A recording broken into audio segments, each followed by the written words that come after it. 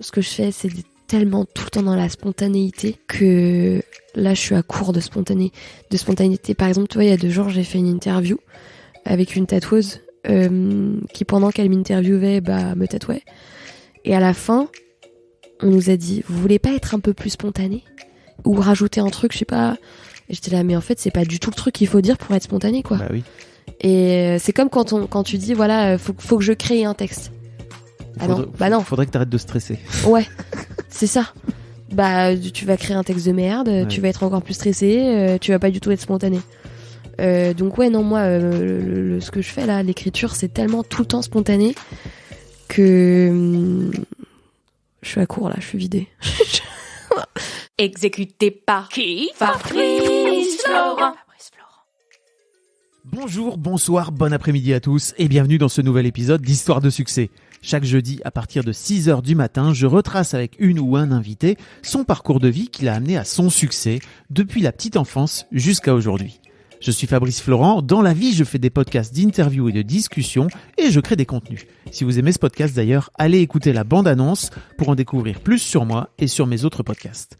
N'oubliez pas de vous abonner sur votre appli de podcast préféré, de mettre un cool commentaire et 5 étoiles au podcast sur Apple Podcasts par exemple, et de partager cet épisode autour de vous s'il vous a plu. C'est le meilleur moyen de m'aider si vous aimez mon travail.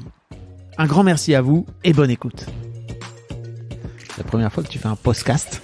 Non, j'en ai déjà fait, mais je pense qu'ils avaient pas l'attirail comme ça. Ah oui, c'est un délire de s'entendre. Mais grave, j'adore. T'as jamais entendu ta voix ? Comme ça là ? Ouais. Non. En direct ? Non. Alors il faut que tu fasses gaffe, il faut que tu mettes bien le... Ok. Si tu tournes la tête face à moi, il faut juste que tu tournes le micro avec toi. Okay. Est-ce que tu dis ton prénom déjà ? On commence là ? Sur Insta, ouais. Ok. C'est commencé, mais tu sais, je suis YOLO moi. Oui, je dis mon prénom, ouais. Parce que j'ai cherché, je l'ai pas trop trouvé, tu vois. Je me disais, ok, peut-être que c'est... Je le dis pas tout le temps, je l'ai mis dans quelques textes. Ok. Faut être malin, faut chercher si on veut vraiment le trouver. Et il faut surtout, je pense, me suivre depuis le début, quoi. Ok. Est-ce que ça te va si on donne ton prénom là ou alors bien sûr, allons-y. Délicatesse. Non, pas du tout. L'autre jour, je suis allée au concert de Ben Mazué. Ouais. Et du coup, je suis arrivée et j'ai dit, j'ai une invitation pour la délicatesse. Et je me suis dit, non, c'est plus possible. Il faut pas faire ça. On va dire Sarah. C'est Sarah. Bonjour Sarah. Bonjour. Les gens l'auront vu parce que tu sais, je l'aurais mis dans le titre. Ok. Donc déjà, spoil un peu le début, mais bon, c'est pas grave. D'accord. Merci beaucoup de venir raconter ton histoire de succès dans l'histoire de succès, dans ce podcast fabuleux. Merci à toi de me recevoir. Alors Sarah, pour les gens qui te connaissent pas, t'es la personne qui est derrière ce compte Instagram qui est de la poésie en fait, c'est ça ? Oui, c'est ça, c'est des pensées, il y a un peu de tout, il y a des en fait, je fais un peu comme je veux. OK. Donc parfois on va dire que je joue avec la langue et je fais selon mes envies, donc ça peut être très court, ça peut être très long, ça peut être poétique, ça peut être plus cru. Je m'amuse. Ok, donc ce compte qui s'appelle La Délicatesse des mots que tu as lancé il y a bientôt 4 ans, c'est ça ? Il y a 3 ans, ouais. Bientôt 4, ouais. C'était en fin 2018, je crois. J'ai trouvé juin 2018, ouais. Mais peut-être... Bon, ça fait 4 ans. Oui, ça fait 4 ans. On va dire que ça fait vraiment 3 ans parce que j'ai pas trop écrit au début. Okay. C'était plus, allez, j'y vais pas. Et je suis vraiment allée il y a 3 ans, quoi. Ok. Tu vas nous expliquer un petit peu comment t'en es arrivé à...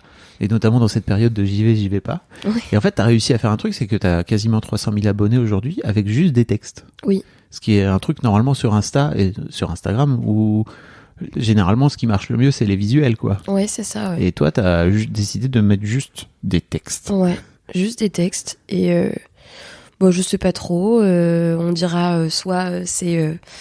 le talent, soit c'est moi je dis que c'est un mélange de tout parce que il y a plein de gens qui ont avec beaucoup d'abonnés qui m'ont repost au début alors que j'étais à 250 ou 300 abonnés et je sais pas d'ailleurs comment ils sont tombés sur mon compte et ils m'ont vachement encouragée en fait.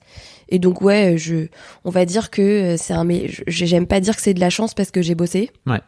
Donc un mélange de une bonne étoile, des gens qui m'ont aidé et allez, un peu de talent, un peu de taf derrière quand même, quoi. C'est le talent et le taf, c'est pas la même chose. Oui, moi je pense que plus on travaille, plus on est talentueux. Ok. Donc je fonctionne comme ça. Je pense pas que quand j'étais petite, j'écrivais comme ça, j'ai bossé pour écrire comme ça. Donc ça se rejoint quand même. Mais Pour tu moi. sais, tu vois tout de suite chez certains enfants qu'ils ont plus ou moins la plume facile, etc. quoi. Ça pour moi c'est le talent, mais en fait t'as aussi. Ah, tu parles de quelque chose d'inné. Ouais, enfin oui.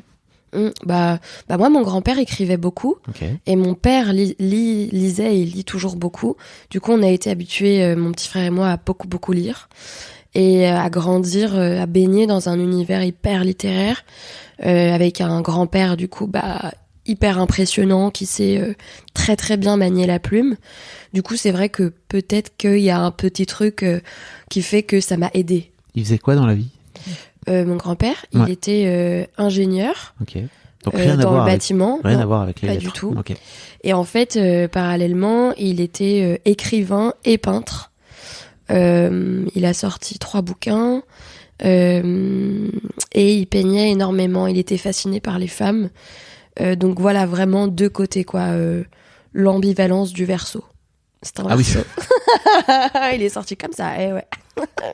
T'es à fond sur l'astrologie? En fait, ma meilleure pote est à fond là-dedans et du coup, c'est vrai que je commence à avoir des choses cohérentes entre les signes, quoi.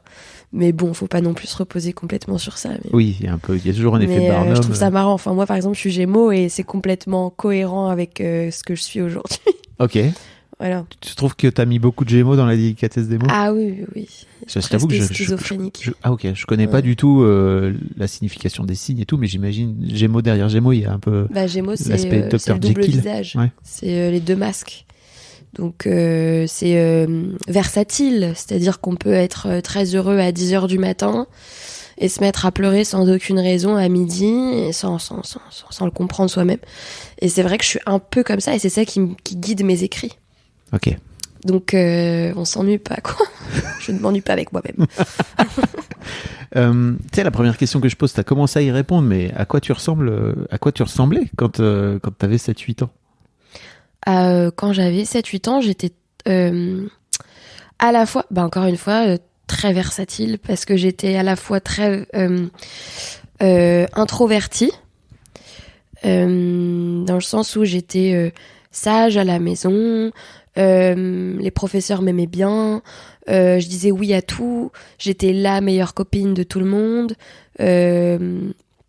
Et à côté de ça, j'adorais être sous le feu des projecteurs. Je m'en souviens, dès qu'il y avait un jeu à la télé qui passait sur Canal J, je voulais absolument y aller pour être sur le plateau télé. D'ailleurs, je sais pas ce que j'avais à l'époque. J'avais aussi une étoile parce que j'avais été prise pour le Monde des Scoops et j'étais passée à la télé. Je sais pas si tu te rappelles de cette émission. Non, pas du tout. Non, mais alors, c'est vraiment à chaque fois. Ma mère déjà, me disait. Je crois que je suis plus vieux que toi, donc j'ai pas forcément toutes les mêmes refs, tu vois. C'était donc quand j'avais 8 ans, donc c'était en quelle année? On est en 2022. T'as quel âge? J'ai 27, je vais avoir 28 ans dans un mois. Ah oui, t'es un pipou. Ok. Donc, c'était 2000. C'était début 2000. Ouais, début 2000, frère. J'étais déjà dans le monde des adultes. Ouais. Et moi, du coup, j'étais vachement attirée par ça. J'en avais peur et en même temps, j'étais attirée. Ok. À l'école, j'étais un peu la fille qui aimait organiser des chorégraphies après la cantine. J'aimais bien être la fille que tout le monde aime, qui fait rire, qui organise des trucs. Sur du Laurie, j'imagine, ou pas? Évidemment, sur du Laurie. Évidemment. Pas du Nolwenn Leroy, du Laurie. Calmons-nous. Et ouais, j'adorais ça. Et en même temps, j'avais ce côté hyper... presque timide. C'est très, très ambivalent. Mais voilà. Et du coup, j'étais vraiment comme ça, quoi. Et j'avais un truc hyper artistique déjà, dans le sens où j'aimais passer des heures toute seule. Je préférais jouer toute seule pour m'inventer des histoires. Enfin bon, je pense que la plupart des enfants aimaient bien avoir un monde imaginaire. Donc, oui, plus ou moins développé. Donc tu veux dire que t'étais plutôt du genre une fausse extravertie, c'est ça? Ouais, hyper sociable et en même temps avec un vrai besoin exactement. de te recharger des batteries dans ta caverne. Mais ce qui n'a pas trop changé finalement, d'ailleurs. Je me rends compte. Ok. Je suis un peu restée fidèle à moi-même finalement. Ce qui est vachement bien. Ouais. En devenant adulte. Mais on a du mal à suivre les personnages comme moi, je pense aussi, parce que... Tu veux dire en tant qu'adulte? Non, même quand j'étais petite, je pense que c'est un caractère de quelqu'un qui est sympa avec tout le monde, qui aime les gens, qui aime un peu briller, mais derrière un truc hyper timide, quoi. C'est vrai que je pense que c'est difficile à suivre pour mes proches. Ok. Même pour tes proches. Ouais. Ok. Ils me connaissent, mais c'est vrai que c'est... Est-ce que tu organises complexe. encore des chorégraphies en fin de soirée? Alors non, C'est bien triste. J'ai envie de te dire. j'organise des teufs, c'est pas pareil, pour qu'on danse. Et en fait, j'adore mettre en lien les gens que j'aime. Ok. Donc j'adore organiser des grosses fêtes pour que tout le monde se rencontre et que dans 10 ans, on soit encore tous potes et qu'on danse et qu'on fasse encore la fête à Paris. Enfin, Donc ouais, le Est-ce truc chorégraphie resté, mais dans ce sens-là, quoi. Est-ce que tu fais ça pour être un peu au centre de ton petit monde ou il y a un côté un peu Non, même égotique pas. derrière tout ça Ou j'aime bien que les gens s'aiment Ok. et s'entendent bien. Déjà, ça facilite les choses. J'aime bien voir se créer des choses autour de moi et non, c'est pas être au centre du monde parce que finalement, j'apprécie aussi beaucoup quand ces gens-là se voient entre eux sans moi. Enfin, Oui, t'es pas en mode comment ça? non, Vous voyez ça? pas du tout. Mais alors pas du tout. Je suis pas du tout possessive. Ok. Alors vraiment pas, quoi. Ce qui- Donc voilà. Ce qui est vachement sain quand même, parce que si tu Ouais. fais rencontrer des amis entre eux, Mm. enfin, des amis que t'as en commun et qui finissent par se voir, effectivement, si t'es plutôt en mode Ah mais il y en a qui sont comme ça. Je pourrais pas. eh bien, si vous êtes comme ça, n'hésitez pas à changer et Ouais. à aller voir un thérapeute ou une Ouais, thérapeute c'est d'une ça. manière ou d'une autre Ouais. qui pourra vous aider. Mais tellement. Parce que Ah mais vraiment, moi quand on me fait une crise, mais ne serait-ce que 2 secondes, la crise commence par rapport à de la possessivité me concernant, c'est en fait non, non, tu arrêtes tout de suite. Je ne t'appartiens pas. Déjà les liens de la famille, c'est pas pareil que les liens d'amitié, donc à tout moment tu tèges, donc tu te calmes tout de suite en fait. Mais vraiment, je suis catégorique là-dessus, quoi. ok. Tu mets plutôt la famille avant l'amitié? Non, pas du tout. Enfin, pas du tout. C'est pas pareil. Mais disons que pour moi, l'amour dans la famille, il est inconditionnel. Mais vraiment inconditionnel. C'est-à-dire que mon frère demain fait une connerie, et bah je l'aimerai toute ma vie. Vis-à-vis de moi, je veux dire. Une amie, c'est différent. C'est moi qui l'ai choisi, c'est pas la vie.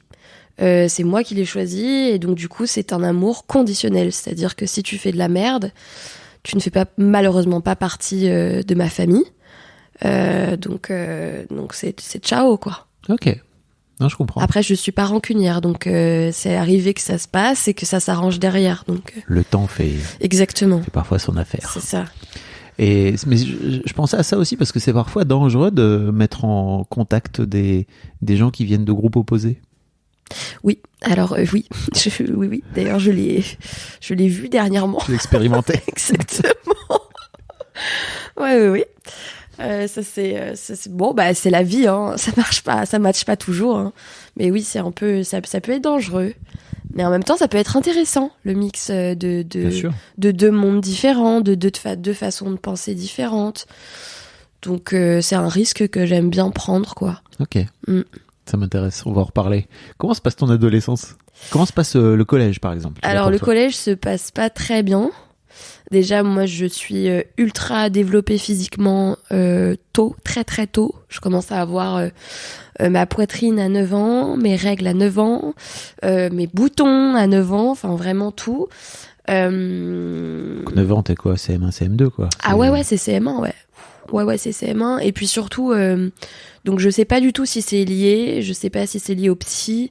Mais alors, pour revenir un peu en arrière, moi, j'ai grandi dans un milieu, du coup, ultra féminin et sexuel, pardon, avec un grand-père qui peignait beaucoup de femmes à poil et qui laissait traîner ses magazines de femmes à poil un peu borderline partout dans la maison. Ce qui fait que j'ai connu le désir sexuel très jeune, beaucoup trop jeune.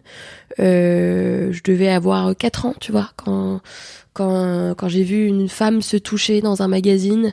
Alors je ne sais pas si c'est lié, encore une fois, mais en tout cas, c'est vrai que j'ai été très très développée dès l'âge de 9 ans, physiquement. Voilà, et du coup, j'avais une image de la femme un peu spéciale, quoi. Je rentre vraiment au collège en me disant que la femme est sensuelle, que la femme doit être belle, que la femme... je connais plein de choses que d'autres ne connaissent pas encore à cet âge-là. Du coup, c'est vrai que je suis très provocatrice parce que je me dis, moi, je sais que la femme, elle est comme ça, pas vous, et c'est comme ça qu'il faut se comporter. Voilà, donc, ouais, on va dire que le collège, de toute façon, c'est pas la meilleure période en règle générale, ni pour les filles, ni pour les garçons. C'est méchant à cet âge-là. C'est les âges où on se moque parce que le corps change. On n'est pas très intelligent à cet âge-là, quoi. On n'a pas trop de recul sur la vie. Donc c'est vrai que moi, je l'ai très mal vécu. Après, j'ai connu pire. Hein. J'ai vu franchement des copines à moi qui en ont vraiment chié. Je ne minimise pas ce qui m'est arrivé, mais aujourd'hui, je préfère le faire. Enfin, je préfère en tout cas me dire que il y a eu plus grave, parce que c'est vrai que j'ai vécu des trucs un peu dégueux, quoi, un peu salauds. Bon, on était jeunes, hein, mais et voilà, c'était pas facile le collège. Un peu dégueu, un peu salaud au collège, tu veux dire? Ouais. Ok. Ouais, j'ai une anecdote. Bon, j'étais jeune, hein, mais en gros, j'étais folle, amoureuse d'un garçon très beau que même les troisièmes adoraient et trouvaient magnifique, quoi. C'était vraiment le beau garçon, Hugo. Et toi, t'étais en 6e, c'est Moi, ça? j'étais en 6e. Ok. On est tombés tous les deux amoureux, mais bon, lui, il tombait amoureux de toutes les filles. Et puis, comme pas pour moi, le sexe, on me l'avait pas trop expliqué et qu'on m'avait un peu foutu là-dedans avant l'heure, je pensais que pour être une femme, il fallait faire le sexe, quoi. Et donc du coup, bref, donc je suis mon premier bisou avec la langue, c'était Hugo. En 5e, on est encore sortis ensemble. En 4e, on est encore sortis ensemble. L'histoire a duré un peu longtemps. Et puis en 4e, je décide de lui dire, écoute, il faut absolument, qu'on fasse les préliminaires, quoi. Et du coup, c'est parti en préliminaire. Le problème, c'est quoi? C'est qu'au collège, ça parle. Et du coup, je me suis clairement pris le revers de la médaille, quoi. Pendant 1 mois et demi, je suis pas retournée au collège. J'étais une pute, j'étais une salope. J'étais sale. Si j'avais le malheur de prendre le bus pour aller au collège, je me faisais vraiment dénigrer. Enfin, c'était vraiment l'enfer. Mes parents ne le savaient pas. Je n'ai rien dit parce que j'avais honte. Oh. Et un jour, je l'ai dit à ma mère. Je me suis pris une grosse tarte dans la gueule. Elle l'a pas du tout compris. Et Attends, ta mère t'a mis une tarte dans la gueule, ouais, c'est ça? Okay. Ouais, elle m'a dit, mais quoi? Mais pourquoi t'as fait ça? Évidemment qu'à cet âge-là, ils sont bêtes. Oui, mais bon. C'est mon âge aussi, je veux dire. Ouais, et voilà, et du coup, bon, j'ai quand même fini par retourner à l'école.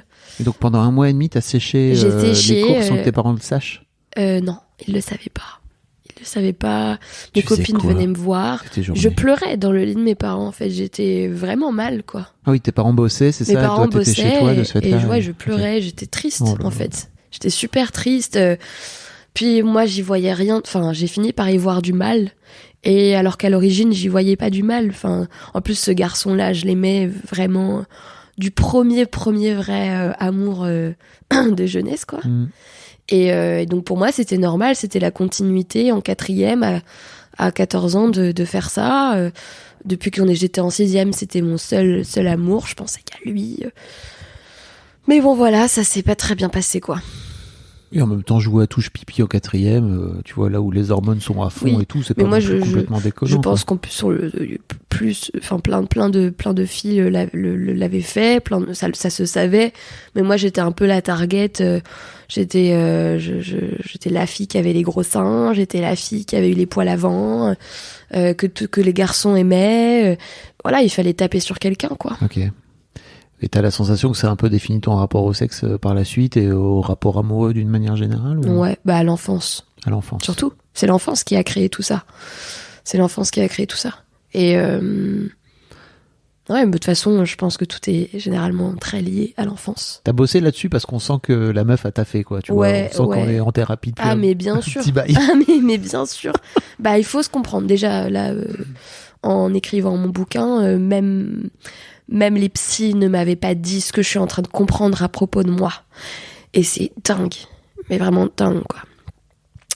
Du coup, tous les jours, quand j'écris, je découvre des choses à propos de moi-même assez hallucinantes. des souvenirs, des flashbacks de l'enfance, quoi.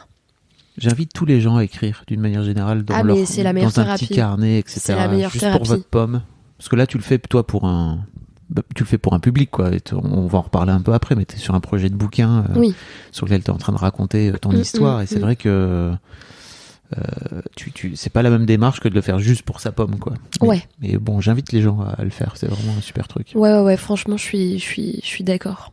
Je suis d'accord. Je pense que tout le monde, s'il n'a pas l'envie d'écrire, devrait aller voir quelqu'un pour discuter déjà. On n'est pas obligé d'avoir un problème pour aller voir un psy. Malheureusement, il y a trop de gens qui pensent que quand on dit va voir quelqu'un, c'est parce qu'il faut absolument être aidé parce qu'il y a un problème. Alors que pas du tout. Déjà, on a tous des problèmes. Déjà, on a tous des blessures d'enfance. Et même si elles se manifestent pas de la même façon, il y en a, c'est hyper ultra violent. Et c'est important d'aller parler à quelqu'un d'hyper extérieur, quoi. Ça fait du bien. Enfin, puis on se sent puissant à la fin, on s'est compris quand on sort d'une séance de psy, je trouve. Ok. Tu commences quand alors la thérapie? Après ça t'a... J'ai commencé à voir un psy, je crois, quand j'avais 10 ans. Ouais, à peu près vers cet âge-là. Donc, quand j'ai vu mon corps changer et quand j'ai vu que mon rapport à la femme, au sexe et mes rapports avec ma mère, tout ça était un peu brouillon et problématique pour que je puisse grandir normalement. Donc mes parents m'ont encouragée d'aller voir un psy et puis ils ont bien fait. Hein. Ils ont bien fait. Globalement, c'est toujours le meilleur truc qu'on puisse conseiller à ses enfants. Hein. Ouais. Bon, faut avant tout accepter que toi-même tu peux pas régler tous les problèmes de tes mômes, mais c'est un chemin, quoi. Puis plus tu y vas tôt, plus tu acceptes l'idée que c'est normal d'aller voir un psy, je pense. Oui, clairement. Ok, donc tu sors de là, 4e, ton collège est quand même une expérience pas très cool. Il est mouvementé. on peut le définir. Après, j'ai vécu des belles choses, hein, mais franchement, le collège, assez mouvementé. Je trouve que les jeunes, on l'insulte facile. Ouais, globalement, mais c'est parce je crois si on apprenait un peu une forme d'empathie et d'écoute de l'autre et de arrêter de projeter sur les autres toutes les conneries qu'on a en soi, si tu veux, déjà, ça aiderait vachement l'humanité. Franchement, ouais. Ah ouais, moi je le vois, ma petite cousine de 13 ans, la pauvre, quoi. Elle s'en prend plein la gueule. Ah ouais. Est-ce que tu profites du lycée comme plein de gens pour changer d'établissement et te racheter une nouvelle, et te recréer d'ailleurs, même pas racheter, mais juste te recréer une nouvelle personnalité? Alors, eh bien, comment dire? Bif bof apparemment. Disons que le lycée, ça a été pire. Le lycée, je me suis fait virer 3 fois de 3 lycées différents. Parce que ma préoccupation première, c'était les copains, la fête, faire des conneries, hein, clairement. J'avais envie d'aller en boîte, j'avais envie de connaître le monde, et pour moi, c'était pas au lycée que j'allais apprendre ça, quoi. Donc, je me suis fait virer. Tu venais d'une famille aisée, c'est ça? Ok. Ouais. Donc, on est sur une forme d'exploration par rapport à un chemin potentiellement tout tracé, c'est ça? Ouais. Ok. Donc, les pauvres, mes parents. Donc je me suis virée du premier au bout de 6 mois. Ensuite, ils m'ont mis dans un institut catholique. Alors là, ça s'est pas bien passé du tout. Je me suis virée. Ils m'ont remis dans le premier qui a bien accepté, qui ont bien voulu m'accepter une deuxième fois. Encore une fois, ça n'a pas fonctionné. Ils m'ont remis à l'institut catholique là en question, où là je suis restée. Là j'ai validé ma première, je crois. Non, j'ai pu passer en L. Je voulais aller en L et eux, ça s'est bien passé. Je me suis dit allez Sarah, là faut y aller. Marre du lycée en fait. Faut partir du lycée là. Et t'avais redoublé et tout entre temps, c'est ça? Ouais, j'avais redoublé la seconde. Je faisais que des conneries. J'allais jamais en cours. Enfin, bref. Est-ce que c'était une bonne idée de te mettre dans un institut catho ultra, j'imagine, encore plus autoritaire, alors que t'étais toi-même en mode rébellion Non, mais je pense que mes parents, comme tous les parents, pensaient bien faire et ont fait les choses à l'envers. Voilà. Et je pense qu'ils s'en rendent compte aujourd'hui. Hein, c'était pas du tout ce qu'il fallait faire, quoi. Mais bon, au moins j'ai validé. Qu'est-ce qu'ils auraient dû faire, tu crois? Déjà, ils auraient dû me dire pourquoi tu fais ça. Ils t'ont pas... Non, Ok. en fait, Alors qu'en plus, mes t'étais parents- chez une psy depuis genre 5-6 ans, quoi. ouais, mais je pense qu'en fait, mes parents agissaient mal parce qu'ils avaient très peur de ce que j'étais capable de faire. Donc, ils préféraient serrer le verrou que de discuter. Du coup, c'est vrai que dès que je faisais des conneries, au lieu de me demander pourquoi je faisais ces conneries-là et les dangers qu'il y avait derrière, ils avaient plus tendance à me punir et à être très durs parce que dans l'incompréhension et dans la peur, en fait. Vraiment dans la peur, quoi. Bah, c'est vrai que je faisais vraiment des grosses conneries, donc je comprends. Moi, même moi, je sais pas comment j'agirais avec une gosse comme que j'ai été, hein, très honnêtement. Ok.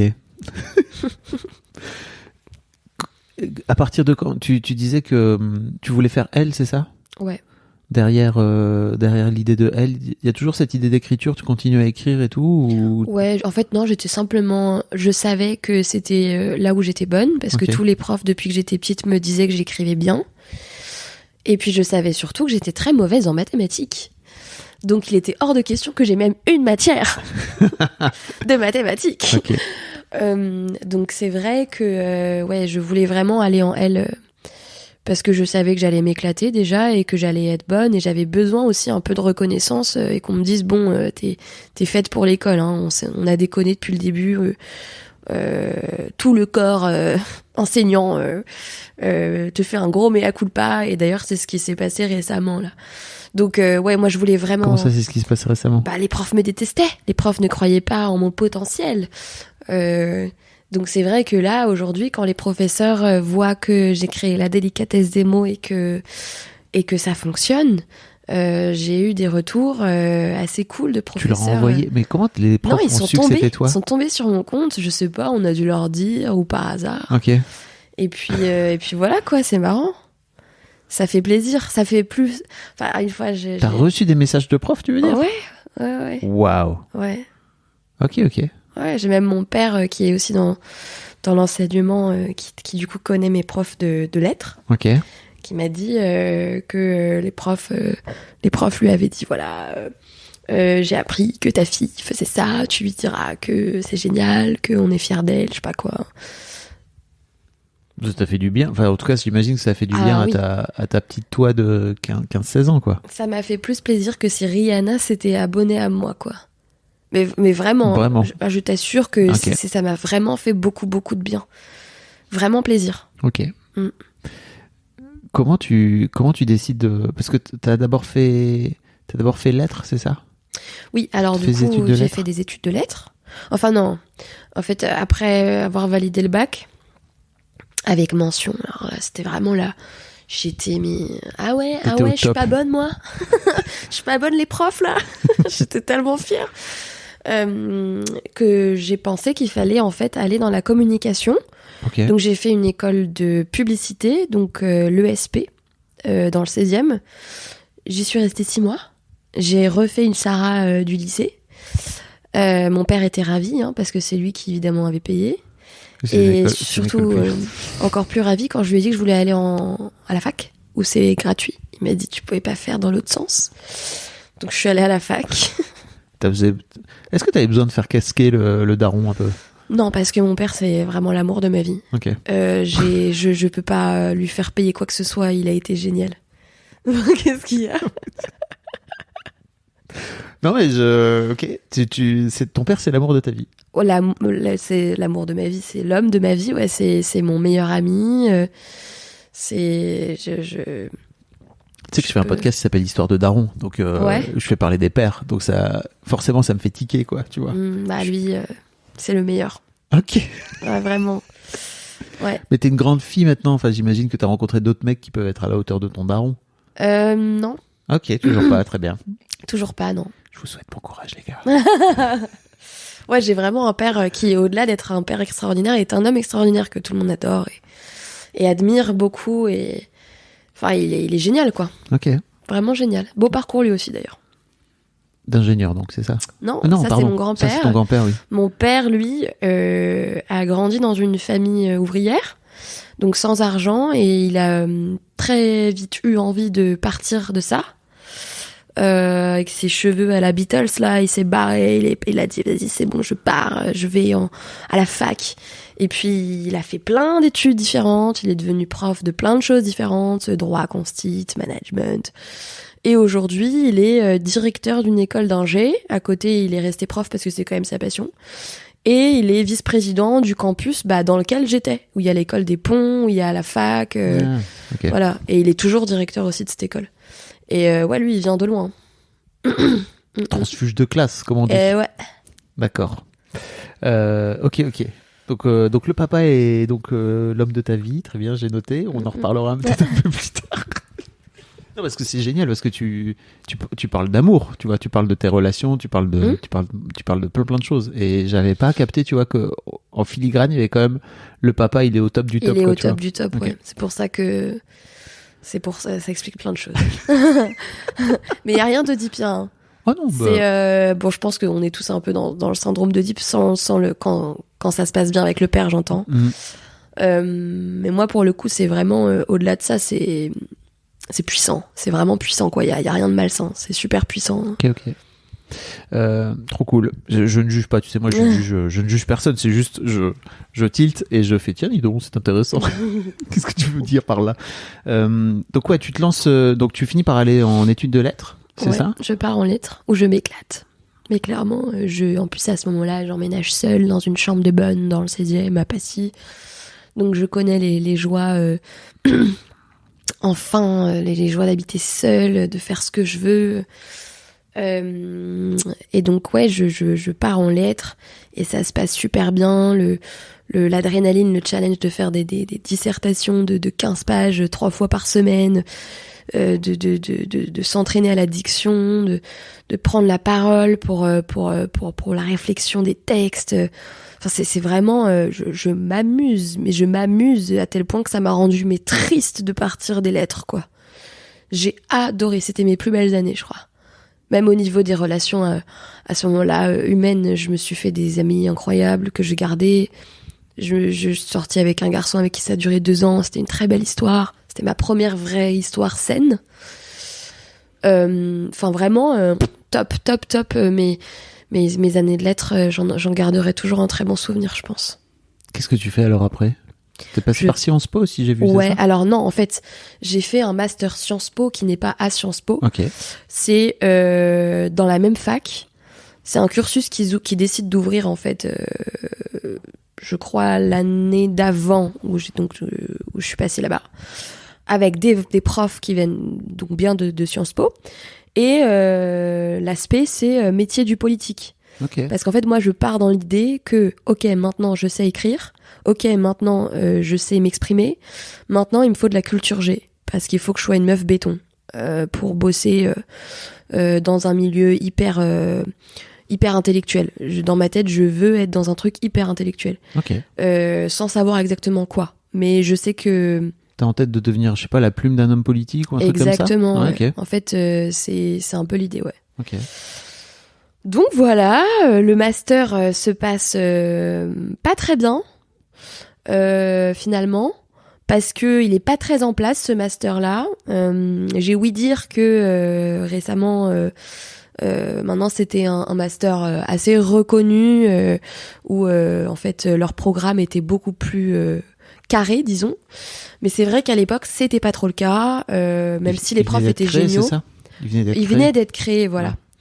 Et puis on avait vraiment des super profs, même d'anciens adjoints de députés qui venaient pour nous donner des cours. Enfin vraiment, on avait un super corps, quoi.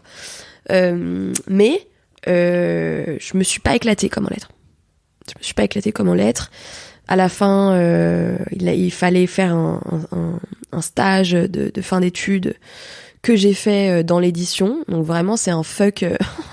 Ça ne m'a pas plu. Je vais dans l'édition. Okay. Qui s'est pas non plus très bien passé parce que du coup, ni la politique me plaisait visiblement, ni le monde de l'édition. Et là, je sors de ce truc et je me dis merde, je sais pas ce que je veux faire en fait là. Je tombe par hasard à une soirée chez un pote à moi qui a plein de boîtes dans Paris. Et à chaque fois que je vois ce mec, il se passe des délires, je me dis, mais comment c'est possible, quoi. Il me fait rencontrer une nana sublimissime. Je vois arriver une fille, c'est une créature de je ne sais où qui débarque, grande, fine, sublime, coupe afro, qui s'appelle Sam. Et elle me dit, ah, mais c'est toi la délicatesse des mots, j'adore ce que tu fais. Elle me dit, écoute, moi, je lui dis que je cherche du travail. On se met à discuter pendant une demi-heure dans la cuisine. Et elle me dit, écoute, moi, je travaille dans la politique, en fait. Je suis à l'Assemblée nationale, je m'occupais avant de Taubira, là, je suis là, dans tel cabinet. Est-ce que tu veux venir ? Est-ce que tu veux tenter, en fait ? Toi qui voulais être plume politique, bah viens, tu vois. Et donc j'y vais. Enfin, elle me fait rencontrer plein de personnes à l'Assemblée nationale. Je ne sais pas comment, mais ce n'est même pas grâce à elle. Des députés commencent à s'abonner à moi sur la délicatesse des mots. Je les rencontre, machin, bref. Et puis... Attends, mais parce que t'as passé un cap là, mais t'es déjà en train de faire la délicatesse des mots à l'époque. En fait, j'ai créé la délicatesse des mots juste avant que je rentre en master. Okay. L'été qui a précédé ma rentrée en sciences. D'accord. On reparlera un peu après, parce que ça m'intéresse de savoir un peu le cheminement que t'as fait, quoi. Mais donc, pardon, c'est juste pour... Je tilte sur le moment en me disant, mais t'as raté un truc. Mais donc là, t'es déjà en plein dans Là, je suis déjà en plein dans la délicatesse des mots. Et ce compte Insta t'ouvre des portes, déjà, pour commencer. Ouais, déjà. Et du coup... T'as combien d'abonnés à l'époque ? Je dois avoir... je réfléchis. 10 000 abos, 15 000 abos, 20 000 abos. Je dirais 50 000. 50 000 déjà. Peut-être un peu moins, je sais pas. Ok. Déjà sur un compte qui a déjà des gens, quoi. Ouais. Ça va. Et voilà. Et du coup, elle m'a ballotté un peu à droite à gauche pour que je rencontre toutes ces personnes-là et que je m'en fasse une idée. Entretien, etc. Et un matin, je me réveille et je vois sur Instagram un article, un gros titre qui m'envoie un signe. C'est l'univers qui me parle. Et en fait, c'est un gros titre qui dit « La plume politique de Macron, anciennement élève en lettres modernes et master Sciences Po, fait un burn-out total. » je sais pas quoi, bref. Et là, je me vois, en fait. Je me dis, ok, je ne vais pas y aller. Je ne vais vraiment pas y aller, c'est un signe.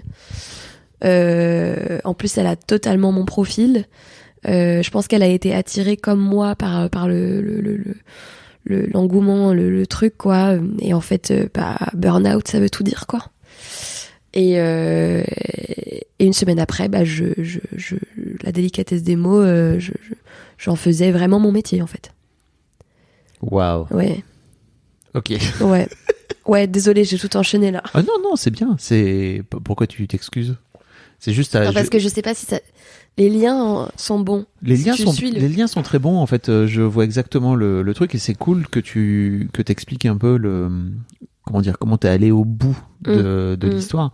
Moi, ce que je me demandais, en fait, avant ça, c'est comment t'en es venu à créer ce compte ? Parce qu'en fait, ok, j'écris des trucs depuis que je suis toute petite, dans un carnet, etc. Je vais créer un compte où je vais venir mettre... à l'époque, c'était plutôt de la poésie, d'ailleurs. Hein. Il y avait... Oh non, quoique, il y avait aussi des textes. Ça rimait plus, probablement, mais c'était surtout de la critique.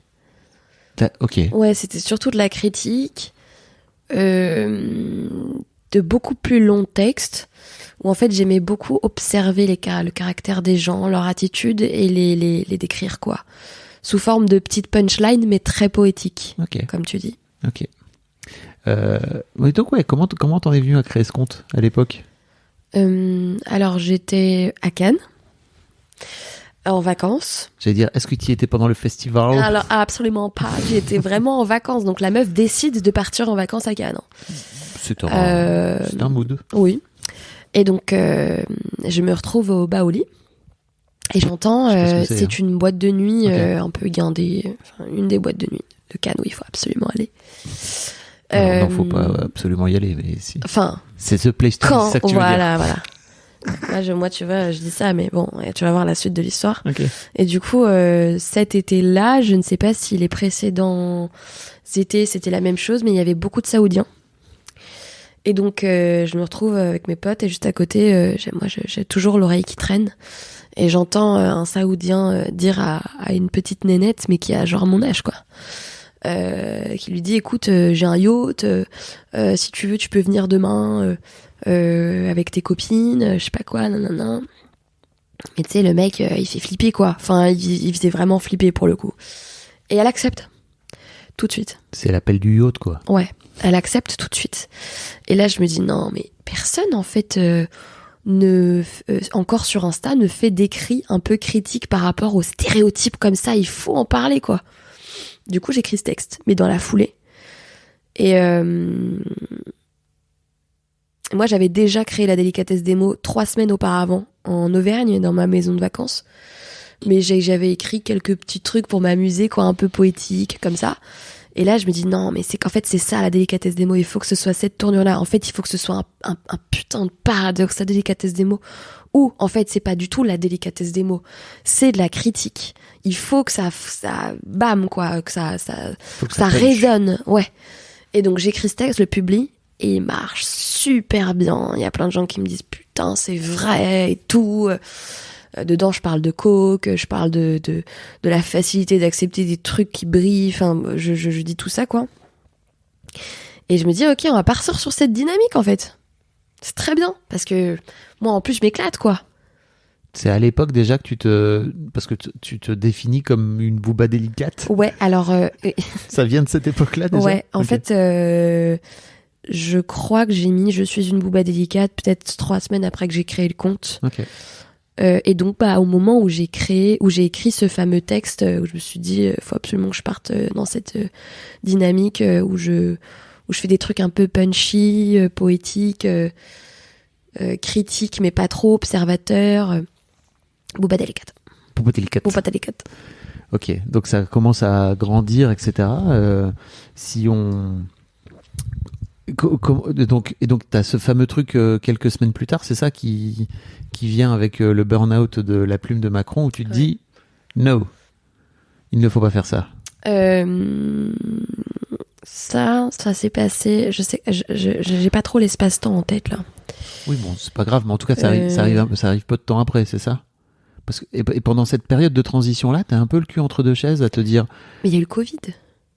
Et surtout qu'il y a eu le Covid en fait au C'est moment. pas venu plus tard le Covid? Enfin, tu parles du moment où j'ai commencé à monétiser et à dire je vais bosser sur la délicatesse des mots pour gagner ma vie avec ça, ou tu parles du moment où j'ai créé la délicatesse des mots? Non, où tu te dis tiens, en fait ça peut être un vrai truc et ça va être mon boulot, quoi. Ah, alors moi je me suis dit ça au moment où pendant le Covid je ne trouvais pas de travail. Okay. Et que la Sam en question m'a emmenée vers la politique et que je me suis rendu compte que... Ah ok, c'était pendant le Covid, ça. Ouais, okay. En fait, ça a explosé pendant le Covid, la délicatesse des mots. Donc ça faisait 1 an et quelques que le compte était créé, mais que tu savais pas trop où t'allais avec, c'est ça? C'est exactement ça. Ok. Je m'amusais sans voir tout le potentiel derrière, en fait. C'est ça, tu voyais pas forcément un truc qui pourrait te permettre un jour d'en faire ton métier, quoi. Non, pas du tout. Ok. Comment ça vient, en fait, en dehors de ce... Enfin, j'imagine qu'en fait, cette news-là, par rapport à cette meuf qui fait un burn-out, c'est le déclic, mais j'imagine qu'avant, il y a eu plein de petites graines qui ont été plantées. Oui. C'est quoi? Je pense déjà que mon père essayait, encore une fois, de m'aider, mais pas de la bonne manière, en m'envoyant voir des gens qui, possiblement, à ce moment-là, auraient pu m'aiguiller pour un possible métier. Dans des entretiens qui foirent, j'ai même l'impression de les foirer intentionnellement, et en fait toutes les personnes, mon pauvre père, mais toutes les personnes vers qui il m'envoie sont des personnes qui me disent mais pourquoi tu ne fais pas de ta passion ton métier en fait, puis des personnes qui en envoient, qui me disent mais je comprends pas pourquoi ton père il pensait que j'allais te dire quoi là. Et moi, à chaque fois, je rappelle mon père en sortant de tous ces rendez-vous en disant « Putain, elle m'a dit que c'était ça qu'il fallait que je fasse, il faut que je le fasse. » Et il est désespéré. Putain, j'envoie ma fille vers ces personnes-là pour qu'elle la guide vers un métier qui correspond au master, etc. Et en fait, encore une fois, rongé par la peur, mon père, quoi. Ton père avait peur que tu Très fasses peur. un métier de Ouais. saltimbanque, entre guillemets, quoi. Exact. C'est ça? En fait, lui ne voyait pas du tout le potentiel parce que déjà, il est pas très génération Instagram. Au-delà de ça, lui, il a quand même évolué dans un truc hyper carré, dans un milieu hyper carré, l'enseignement supérieur. Donc voilà, il comprenait pas. Il comprenait pas pourquoi j'allais pas déjà vers un métier conventionnel, pourquoi je me faisais pas embaucher et pourquoi tout le monde me disait mais pourquoi t'en fais pas quelque chose de la délicatesse des mots. Pour être clair, ton grand-père artiste dont tu parlais, c'était ton grand-père maternel. Maternel, ouais. Ok, c'est Du ça. côté, Donc, y a ma pas mère, ma mère, elle m'a toujours dit j'aurais dû te mettre dans une école de On n'a pas comédie musicale. pas parlé de ta mère. Oui, alors ma mère, ma mère. Ouais, ma mère. Elle fait quoi comme métier? Ma mère, elle, je l'aime, hein. Oui. Je l'aime d'amour. Mais ma mère, elle a été dans la banque Ok. pendant 20 ans, 15 ans. Et puis là, elle est courtier en assurance, ce qui se rejoint un peu. Et elle habite à Bordeaux depuis 2 ans. D'accord. Et c'était plutôt elle qui t'aurait poussé vers une... Ma mère est très c'est l'art, vraiment. Ok. Et en fait, elle s'en est toujours voulu de ne pas être allée dans l'art et d'avoir fait des choses parce que justement, elle a rencontré mon père à l'âge de 18 ans. Et mon père, qui est, comme je te l'ai dit, très carré et je pense peureux de la misère finalement qu'il a connue quand il était petit. Ouais. Eh bien, ma mère, quand elle a connu mon père, elle a préféré, je pense, aller vers cette direction au lieu de devenir ce qu'elle voulait devenir, quoi. Ce qu'elle aurait voulu. D'explorer une vie d'artiste potentielle, quoi. Exactement. Donc, Ok. ma mère me soutient à 1000% concernant tous mes projets artistiques et elle a décelé ça en moi, même quand j'étais toute petite. Elle voulait m'inscrire à The Voice à 15 ans. Elle est géniale pour ça, franchement. Ouais, elle pour le coup, elle m'encourage énormément. Tu chantes depuis longtemps parce que je t'ai vu chanter Alors tu l'as mis dans un poste ou deux. Enfin, je t'ai pas vu dans beaucoup de postes, mais tu chantes. Oui, je chante. Ma mère chante de l'opéra depuis que je suis dans son ventre. Enfin, elle a commencé à chanter quand j'étais dans son ventre.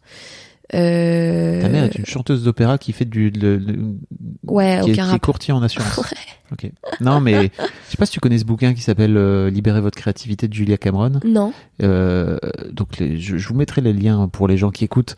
Mais j'en ai déjà parlé plusieurs fois dans le podcast. Mais en gros, c'est une meuf qui a développé une technique, j'allais dire, non pas du tout, une méthode en 12 semaines pour libérer ce qu'elle appelle l'artiste fantôme qu'on a en chacun de nous et qu'on a quand on est gamin et qu'en fait l'âge adulte vient piétiner d'une manière ou d'une autre ou que les adultes viennent piétiner d'une manière ou d'une autre. Donc ça me fait un peu penser à ça, quoi.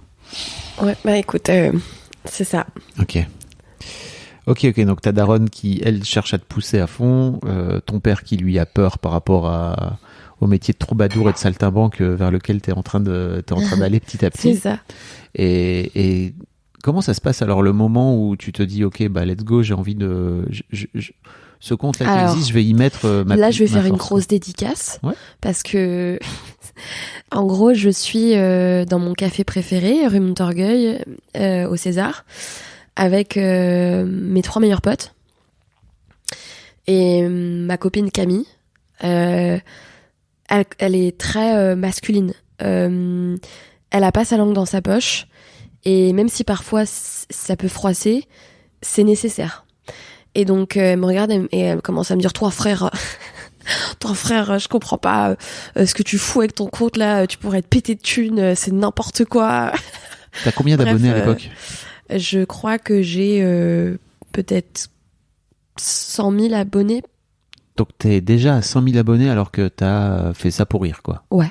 Ok. C'est ça. Pas pour rire, mais pour me faire du bien et pour avoir m'amuser. 100 000 abonnés, faut taffer quand même. Hein. Faut poster tous les jours, etc. Quoi. Tu vois. Ok. Et donc elle me parle très mal. Mais en même temps, je sais que c'est parce que ça l'agace et qu'elle m'aime. Et donc je rentre chez moi un peu vénère, quoi. Mais presque je lui en veux. Hein. J'ai pas du tout apprécié sa façon de me parler. En même temps, j'ai rien dit. Enfin, je lui ai dit gentiment, écoute ta gueule, quoi, t'es bien mignonne, mais... Et le lendemain matin, je me réveille et j'envoie un message, je lui dis, écoute, merci pour tout ce que tu m'as dit hier soir. La manière de dire les choses, c'est pas la mienne, mais en fait, merci de l'avoir dit comme ça. Et ce jour-là, je décide de faire une story en disant que je vends mes textes sous forme d'affiches limitées. Je sais pas, je crois que j'en prends genre 6 ou 7 textes précis qui ont très bien marché. Je décide de mettre en story, voilà, je les signe et je les numérote à la main. 18 exemplaires par texte. Qui est intéressé? Et je les vends, je crois, à ce moment-là, 45 €, et je propose que des mains propres, que des remises en main propres. Donc en plus, je vais rencontrer mes abonnés, et ça marche. En 3 heures, je vends toutes mes affiches. J'allais dire 1 heure. Je misais sur 1 heure, moi. Mais... Non, mais c'est du délire. Ok. En 3 heures, je vends toutes mes affiches. Les gens sont trop contents, ils veulent me rencontrer, ils se rendent compte que l'idée est pas bête parce que ça donne de la valeur au texte et que si eux ils se disent ok, si dans 10 ans la nana ça devient la Victor Hugo ou je sais pas qu'elle disparaît, et on aura un texte qui a de la valeur parce qu'il est numéroté par l'auteur, parce qu'il est signé par l'auteur et tout. On est sur du pré-NFT à ce moment-là, mais version tu vois ou pas. Et du coup, ouais, ça marche super bien. Et là, tout le monde me dit, go, on t'aide. Tous mes potes me disent, on t'aide à créer le site internet. On t'aide à déposer ton nom pour la marque. On fait une cagnotte même, si tu veux, si t'as besoin de fonds pour t'aider à lancer. Enfin, vraiment, je suis super bien entourée. Et en 2 mois, le site internet était fait. J'avais déposé mon nom. J'avais fait une cagnotte où mes potes m'avaient donné, je sais plus, 1000 balles. J'avais fait aussi sur Instagram, j'avais eu le courage de le faire parce que pour moi réclamer de l'argent même si c'est pour un projet pro et que c'est noble, ça ne se fait pas, mais je l'ai fait et ça a fonctionné. Et d'ailleurs je remercie mes petits abonnés qui m'ont bien aidé, et voilà, et ça y est, c'est parti quoi. À ce moment-là ça part. Bon, tu sais que j'ai un podcast, je sais pas si tu sais, mais j'ai un podcast sur l'argent qui s'appelle Histoire d'argent, ouais. Où je fais parler les gens de leur rapport à l'argent. Ok. Donc je peux pas m'empêcher, quand tu me dis moi demander de l'argent c'est compliqué pour moi. Ah mais même une clope, hein. Ah ouais. De venir te demander qu'est-ce qui fait que tu as du mal à demander de l'argent. Bonjour, ici le Fab du montage. Je voudrais tout simplement vous dire que, comme vous l'entendez, ceci est une question à propos de l'argent que je pose à Sarah. Et comme à chaque fois que se pose une question à propos de l'argent dans mon podcast Histoire de succès ou dans mes autres podcasts d'ailleurs, je la pose à mon invité et ensuite je la mets dans le podcast Histoire d'argent. Donc d'ici quelques jours, vous pourrez retrouver la question, la réponse à cette question de Sarah dans mon podcast Histoire d'argent. Je vous invite d'ailleurs à aller l'écouter, le découvrir et même vous y abonner. Vous retrouverez le lien dans les notes de cet épisode, quoi, tout simplement. Je vous souhaite une bonne fin d'épisode. Salut! Donc aujourd'hui, tu gagnes ton argent et tu payes tes factures grâce et uniquement grâce à à tes écrits. Oui. Que tu vends. T'en as fait un vrai business de ce fait-là. C'est ça, ouais. Là, t'es venu avec une enveloppe. Avec une enveloppe parce que après j'ai un copain qui a un restaurant qui s'appelle Chez Louisette dans le 14e, qui m'a dit qu'il voulait décorer son restaurant d'affiches, la délicatesse. Okay. Du coup, il va en mettre un peu partout. Donc là, je lui apporte ça. Trop top. Ok. Et tu continues est-ce que tu continues à avoir des abonnés? Parce que j'imagine qu'à un moment donné, tu t'es dit, ok, je vais pas juste faire 16 exemplaires, 18, c'est ça? Oui. Exemplaires ultra limités, t'as un peu ouvert le business, quoi. En fait, pendant le premier confinement, j'ai eu l'idée de créer un concept pour que les personnes célibataires rencontrent l'amour. C'est mon produit préféré parce que ça fait parler les gens et connaître leurs petits secrets, et surtout à la clé, c'est l'amour. Et moi, je permets ça, encore une fois, c'est une question de mettre en relation les gens. Et alors, si c'est pour l'amour. Qu'est-ce que tu fais exactement, concrètement? En gros, ce qui se passe, c'est que la personne célibataire va sur mon site internet, elle paye la lettre, et tout est écrit dessus, j'explique tout, donc elle doit m'envoyer un mail. Dans ce mail, elle doit être super transparente quant à elle-même, doit me dire comment elle est physiquement, sans aller dans les grandes lignes, parce que dire que t'es brune et que t'as les yeux bleus, bah plein de filles peuvent le dire, ou plein d'hommes. Donc des petits détails, je sais pas, j'ai un strabisme à l'œil droit, j'aime bien mes fesses, je déteste mes pieds, des trucs comme ça, quoi. Et puis après tout le côté mental, et puis les petites habitudes de quotidien. Par exemple, je déteste dormir du côté droit du lit, j'ai un caractère très comme ça, mon plus beau voyage ça a été ça parce que j'ai rencontré telle personne qui aujourd'hui fait que, en fait, il faut vraiment, moi j'ai donné un exemple pour aiguiller un peu les gens. Sur Instagram, en story fixe, j'ai mis que j'adorais les Demoiselles de Rochefort, que j'adorais Damso, j'ai mis plein de choses. J'ai dit que je portais tout le temps des Converse, que ma libido était beaucoup plus forte amoureuse.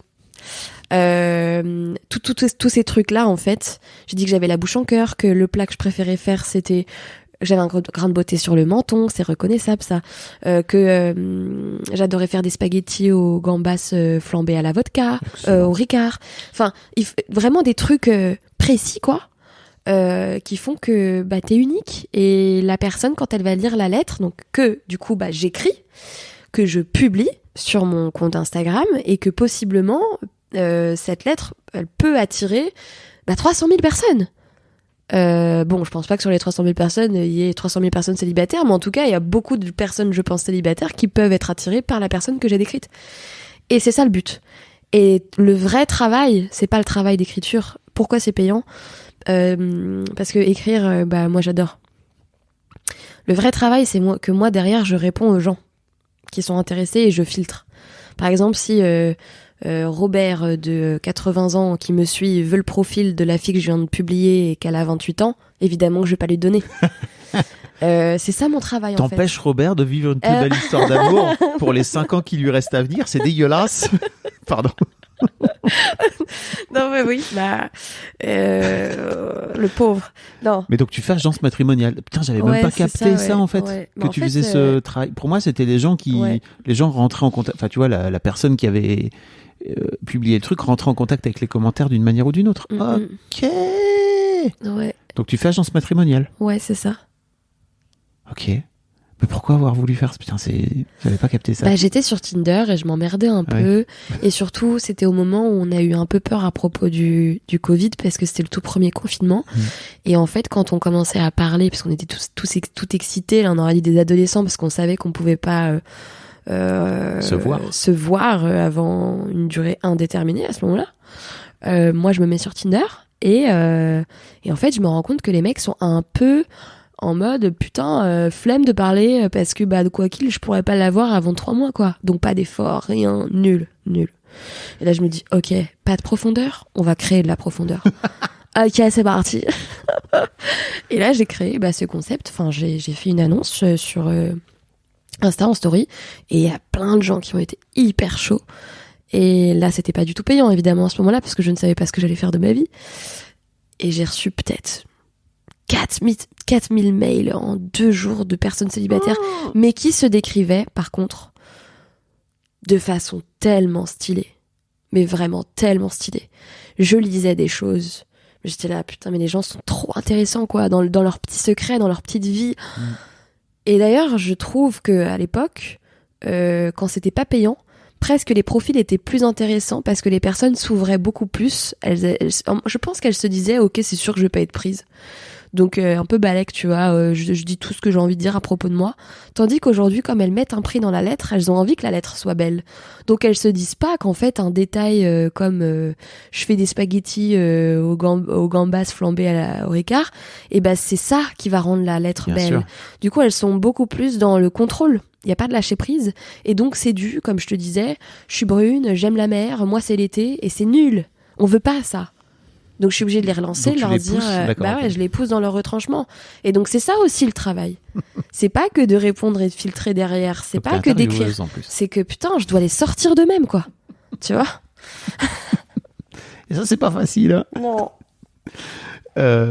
Mais c'est tellement intéressant. Mais en plus, j'allais te dire, c'est génial parce que ça aide à combler un truc que ces putains d'applis ne font pas. C'est juste permettre aux gens déjà, de se foutre en vulnérabilité. Je sais pas comment il peut y avoir une culture autour d'une appli pour venir dire, en fait, frère, lâche tout parce que tu trouveras pas l'amour en te cachant. Oui. Ça n'arrive pas. Mm. Et surtout, comme Tinder, là, je crois que t'as vraiment genre 500 mots. Peut-être j'exagère. Non, si c'est Je ça. sais pas, mais de toute façon, ils se foulent pas trop sur les descriptions sur Tinder. Mais parce qu'en fait, je crois qu'il y a aussi une culture derrière qui fait que si t'as envie de raconter un peu des trucs, assez rapidement, tu te retrouves bloqué parce que tu peux pas écrire très long, quoi. Ouais. Tu vois. Donc tu finis par matcher les gens en rapport avec leur physique. Mais de toute façon, je pense que comme le but, c'est surtout de montrer son mood physique, etc., les gens pensent, peut-être à tort, que s'ils mettent un texte trop long, et ben ça va, comme c'est la génération du zap et que le concept c'est aussi d'aller le plus vite possible à droite ou à gauche, et ben ils se disent que si le texte est trop long, je sais pas, et ben ça va pas attirer l'attention de la personne. Donc on a même tendance, je pense, à faire tout l'inverse et à mettre une petite phrase qui tique. Moi je m'en souviens, ma phrase c'était My daddy said I'm a good girl. Donc ça fait et provoque et je suis pas du tout une good girl, les gars, vous l'avez bien capté. Et fille à papa. Donc et je trouvais que ça c'était bien quoi de dire ça, parce que j'avais capté que si on mettait un truc trop long, et le mec ça allait peut-être le saouler quoi. Mais je sais pas hein. Bon. Ce qui en dit déjà long aussi sur lui, c'est-à-dire que s'il a la flemme de lire un truc de plus de 3 phrases, c'est aussi une bonne façon de filtrer, je trouve. Oui. Ah bien sûr. Déjà s'il est torse nu, c'est mort. Apparemment les mecs mettent tous des photos. Mais oui. Torse-poil. Mais il faut arrêter de faire ça. Ça suffit. Dans des salles de bain, des selfies dans des salles de bain. Mais même en maillot de bain. Enfin, je comprends pas comment. C'est quoi on découvre quoi? Il est où je comprends pas le Kinder Surprise là. Non mais c'est vrai. Le Kinder Surprise. Non mais merde. Moi je veux découvrir quand je te déshabille si t'as des poils ou pas. Je veux pas le voir en photo quoi. C'est nul. C'est intéressant. Tu vois là? Non, je suis myope. T'es vrai? Très bien. Alors, je vais te lire le truc, parce que tout à l'heure, tu l'as mentionné. Ça y est, je le sens, j'ai envie à nouveau. Je vois les jours heureux qui se pointent. J'ai un cadre dans mon salon, c'est pas du tout radiophonique. Attends, mais comment? C'est toi qui l'as fait faire? Non, c'est Kian Kojandi qui a, dans sa boutique, à un moment donné, a fait faire des affiches de Ben qui sont signées, tu vois. Ouais. Pourquoi tu l'as mentionné tout à l'heure et tu l'as mentionné en disant Ben? Parce que on se discute. Alors on se discute. on se parle depuis 1 an sur les réseaux. Ok. Voilà, comme ça s'est fait assez naturellement parce qu'il est tombé sur la délicatesse, que je me suis abonnée en retour et que voilà, on s'entend super bien. D'ailleurs, je devais le voir le week-end dernier, je ne l'ai pas vu. Okay. Mais il est super sympa. Il est super sympa ce mec. Tu l'as rencontré, j'ai vu que tu avais fait un podcast avec lui. On a fait 2-3 trucs ensemble. Ok. Depuis un petit bail. Ok. Et écoute, adorable ce mec, adorable en tout cas sur les réseaux parce que je l'ai pas vu en vrai. Je l'ai pas encore rencontré. Mais en tout cas hyper. Alors il adore dire qu'il est très égocentrique et très porté sur lui. Mais je le trouve particulièrement. Oui, mais alors lui, il adore le dire. Hein. Et pour autant, je trouve qu'à l'inverse, il est vachement il donne beaucoup de lui. C'est-à-dire que il est à l'écoute. Je pense que peut-être que il doit forcément aussi, il s'en rend compte. Et puis moi, je le vois bien quand il parle. Il aime beaucoup parler de lui. Et d'ailleurs, comme tu l'as dit, comme tous les artistes. Mais je pense qu'il minimise aussi ce côté où il a le don de lui-même. Il est très généreux. Oui, mais je crois que ça tu vois, comme plein d'artistes.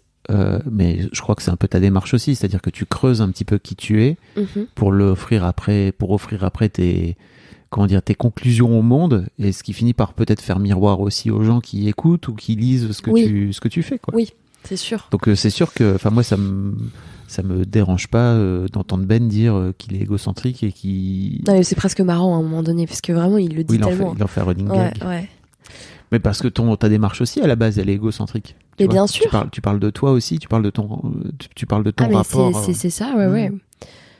Et c'est pas grave. Non, pas du tout. Et puis en plus, je me suis rendu compte qu'en me faisant du bien, je faisais du bien aux autres. Donc si c'est dans ce sens-là, c'est plutôt cool, quoi. Carrément. Franchement. C'est quoi tes projets à venir? Donc on a parlé d'un bouquin là. Ah là, c'est le bordel, je te le dis pas. Là, franchement, c'est la merde. Hier, j'ai même rencontré 2 possibles agents parce que je suis tellement débordée que là, je me suis dit, ok, Sarah, faut arrêter d'être toute seule, là, faut arrêter d'être con. Là, tu vois, j'ai ma pote Camille, du coup, qui tourne en boucle dans ma tête. Elle est pas là pour me le dire, mais du coup, j'ai pris les rênes et hier, j'ai rencontré 2 potes. Tu veux dire ta pote Camille par rapport à l'argent, c'est ça? Oui, par rapport à quand je devais lancer la délicatesse des mots. Du coup, hier, j'ai rencontré 2 personnes parce que je m'en sors plus. Donc oui, il y a plein de projets. Alors déjà, là, je vais bosser avec Maison Close, la maison de lingerie, qui me suit depuis un moment et qui voulait bosser avec moi. Nicolas, le fondateur, le créateur, voulait bosser avec moi depuis un moment. Ça y est, les protos sont lancés, donc on va lancer des bodys avec mes textes dessus. Ça va être c'est une marque très élégante et haute à la fois, donc ça colle bien à ce que je fais moi, je trouve, surtout qu'on s'entend bien avec le Nicolas là. Donc voilà, ça c'est en projet pour dans pas longtemps. Le livre, j'ai signé chez Michel Lafon avec Olivier que tu connais. Olivier Morera, donc, qui est éditeur, qui est passé dans l'Histoire de mec à 2 reprises. Ouais. Bah écoute, super sympa, je l'adore. Ah bah oui. Voilà, j'ai signé chez eux pour ce fameux bouquin. À côté, j'écris des chansons en ce moment avec une chanteuse qui est super sympa, que j'adore, qui s'appelle Cynthia.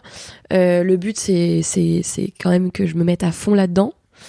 Et puis à côté, j'ai toujours... Donc de devenir autrice de texte à ce moment-là, c'est ça? Ouais, parolière. Parolière. Parolière. C'est le terme. C'est le terme, c'est ça, ouais.